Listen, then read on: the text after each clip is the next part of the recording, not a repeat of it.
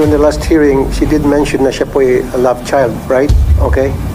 Pero alam mo ba na kasal yung father mo at saka mother mo? Naitanong ko rin po sa kanya, sabi po niya sa akin, hindi po sila kasal. Bakit nakalagay sa birth certificate na kasal? Married October 14, 1982. Wala pa akong idea po doon sa birth certificate ko po na hindi po ako yung nag-prepare po doon sa birth certificate ko po. At least you should have asked your father na bakit ganito. Sabi mo, kasambahay siya. Eh kung kasambahay siya, eh bakit kasal kayo? Bago ka pinanganak, kasal na sila. Hindi mo ba tinanong sa papa mo yung discrepancy? I would have asked it, especially ikaw, mayora ka na.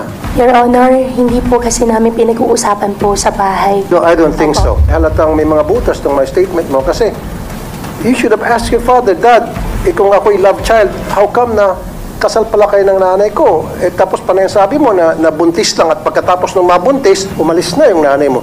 Eh hindi, lumilitaw dito, nagpakasal pa ulit yung papa